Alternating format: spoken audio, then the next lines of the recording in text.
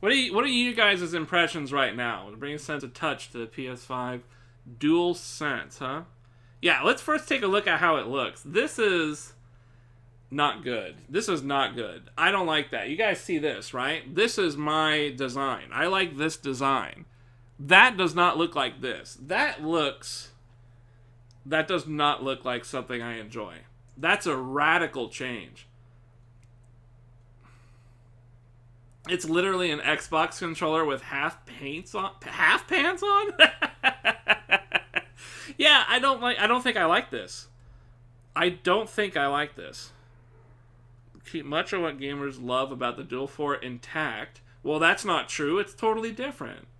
Adding new functionality and refining design based on our decisions, we concluded that sense of touch within gameplay, much like audio, hasn't been a big focus for many games. We had a great opportunity with PS5 to innovate by offering game creators the ability to explore how they heighten the feeling of immersion through our new controller. Adopted haptic feedback. So this is the thing they talked about for a while, right? It vibrates based on what you're doing. So like if you're going in the mud and you're holding down the gas thing, the mud won't be very good traction, and so your controller will kind of like kick back and forth, a little, vibrate a little bit. Rather than the whole controller vibrating, it's like the button is what, the trigger is what's going to vibrate. That's really, yeah, that's a really weird thing. I don't think that matters at all. Variety of sensations you'll feel when you play. Slow grittiness of driving a car through mud. Yeah, we incorporated adaptive triggers. When like drawing a bow to shoot an arrow. I don't know if I like that at all. I really don't know if I like that at all. If it's gonna, I mean, it's gonna be harder to pull the trigger. That's so weird. And I don't like this design. I really don't. Adaptive triggers. We had to consider how the components would fit without giving it a bulky feel. We're able to draw the lines of how the exterior. Wow. Maintain a strong battery life for the dual chargeable battery. Weird. Lessen the weight of the controller as much as possible while adding these new features for the buttons. There's no longer a share button. Really? So I have to let you guys know, right? I started streaming on a PS4, off of the PS4, and this guy has a share button. It's right there. It's just a share button. It literally lets you capture pictures, create video, or stream. You start streaming with that button.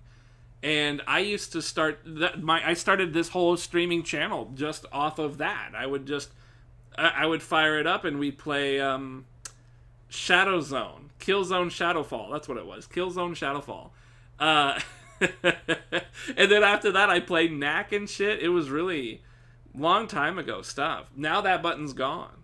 And you know, I complained a lot about that button when it was first there, because it's just like, why did you rename it? What's the purpose? But now, like, you know, you take your screenshots with it or whatever. That's not a big deal. But now it no longer has a share button on the PS5. It's not going away.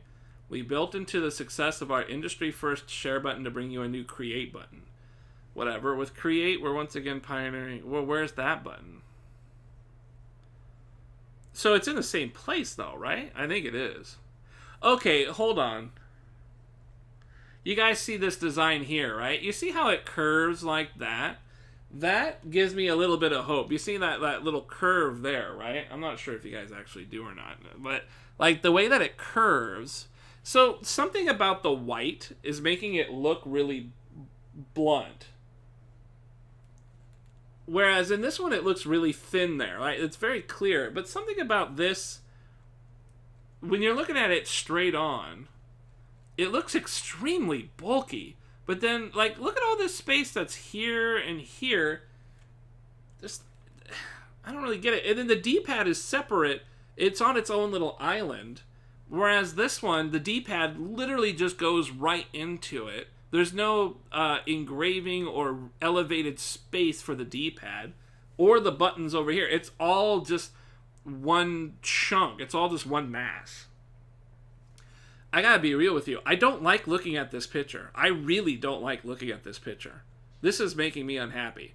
But when I go down here and I look at this, I feel like we're back to this. It feels like I'm looking at two completely different controllers.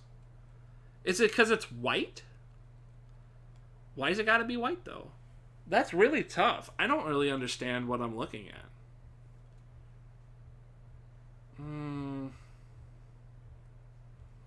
For the buttons... Hang on. I kind of want to read more of this. After... For buttons, they notice there's no longer a share button. Okay, where I did that. New adds a built-in microphone array, which will enable players to easily chat with friends without a headset. Ideal for jumping into a quick conversation. But of course, if you're planning to chat for a longer period, it's good to have the headset handy. So, this is going to be a microphone on its own. So, if you wanted to, you could play with your stuff out here and then talk into the controller. That's odd, but I can see why they would do it. That's kind of a non-feature, right? That's like whatever. Who cares? I see we still have a touchpad thing going on here. A little thing. Traditionally, our base controllers have a single color. As you can see, we went a different direction. The color, I don't really care about the color. I like the all black, but, you know, I don't really care about color. This is what I'm worried with. On DualShock 4, it sat on top of the controller. We changed the position of the light bar that will give it extra pop. So, it used to be right here, right? This is where the main bar is. And then on the PS4 Pros, you get a bar right here. This is not part of the original equipment. My original, my OC station here, the other controller that I still have, and it still works and everything, doesn't have a light source there. It has only this light source. So that's new with the PlayStation 4 Pro. But in this one, they did away with it totally, and now it's on the sides of the touchpad, it looks like. How does it give it a slightly larger look and feel, though? On the touchpad?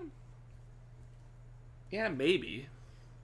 Thing is I get the impression this controller in general is bigger. This shit is pretty whack. I'm with you on that, man. Like, I'm not excited about... I look at this image and I just think, man, they made the D-pad flat with the controller, and that bothers me. I like that it's raised up on this thing right here. It's this little engraving that kind of pops up. I like that. And it's the same with the buttons, too. They're its own dedicated island. This, being all flat, really doesn't look I don't think it's going to feel good either. That's what worries me. It doesn't look like it's going to feel good. I mean, look. Can I make this big? Look at what we're looking at here. You see this shit right here? So, this D-pad is, like, really good. It's a really, really good D-pad. Xbox D-pad is really trash. Really garbage. And it's because you can't really get a fluid cardinal direction. You can't be very precise. On this, you can be much more precise. On the Xbox, you can't. Part of that is because the D-pad here really pops out from the whatever this is. What do you call it? Bevel? It comes out. The D-pad is standing outside of the thing. This, it looks much more flat with the controller. It looks like it's really stuck in there. That's upsetting. And the buttons over here too. Look at this square button right here. It looks like it's perfectly flat with the controller. That is concerning. That's really concerning. I'm not happy about that. Okay, so there's a little bit of... You see how they have a little, like, see-through part? Maybe it's standing out a bit. I still don't like it, because look how you're going to be hitting the plastic. Yeah, I don't know. I don't feel good. The tactile feedback of what we have right now is really good. And without this raised ledge, I feel very concerned. And it's weird. It's got black pants on and a white shirt or something. That is weird. The color is weird, right? And the buttons. Now, this is something very disappointing. You see how this is curved? I think they call this convex. You see how it curves? Same thing on these guys. It's a convex trigger. This causes me pain because sometimes I miss the button and I slam on the tip of it and it gets under my joint, and it really is quite painful if I'm playing like a fighting game and I squeeze too hard. I fucked up my finger playing Alex in Street Fighter V because of that. That's always something that stuck with me. I think I like these top buttons. See, the top buttons up here, you see how there's kind of like a weird dead zone in the middle here. Maybe you can kind of see that. This one doesn't look like it has a dead zone right in the middle. That's pretty wild. I like that. This seriously overalls, right? It's too Xbox. That's what scares me. But looking at this, it's like, God, that's an Xbox controller. But then we go down here and we see this, and I'm like, well, that looks like a PlayStation controller. You know what I mean? Like, this is making me feel better, but something about... See how my controller has two camel toes? You can see my controller has two camel toes, right? I'm rubbing the camel toes. So, I like the... There's a gap. There's a gap where you can put your penis through right there, right? It's a nice big gap. This is just like completely flat. I don't see the gap. There's no camel toe. There's no flap. It doesn't look good. But then I see the side and I'm like, you know what? That looks more like my controller. So, oh man, this is really blowing it up. This internet must be destroyed right now because of this.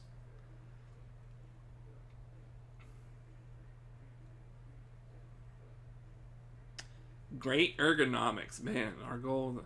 The thing is people like the size of Xbox, but I don't. And I like the size of these controllers, even though they've been getting bigger.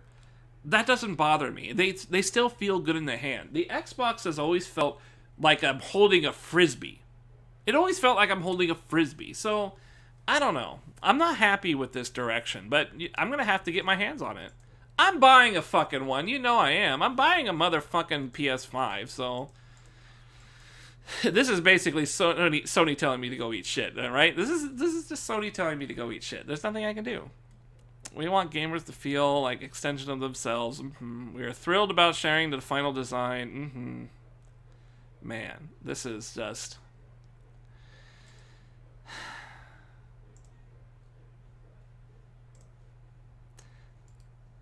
I'm not happy with it. I'm not happy with that. That's really disappointing.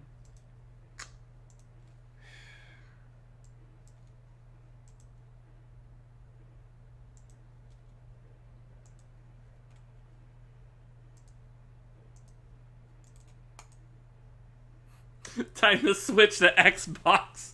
The problem is that's like saying, oh, sweet. Now that my favorite console is trash, let me go with the trash before it was trash console, right? I'm going from a console that wasn't such trash to a console that's more trash, is what you're saying. You're saying time to suck it up and go for the trashier console. Even though we're sitting here talking shit about controllers, there is no way the Xbox will feel anywhere near as good. There's no way the Xbox is going to feel or do as good as the PlayStation 5. Guaranteed. Guaranteed. Mark my words, clip to clip, fucking write this out on the internet, write it in the, scroll it in the lore. The PlayStation 5 is going to do better than the Xbox. I'm calling it. It may take a few years.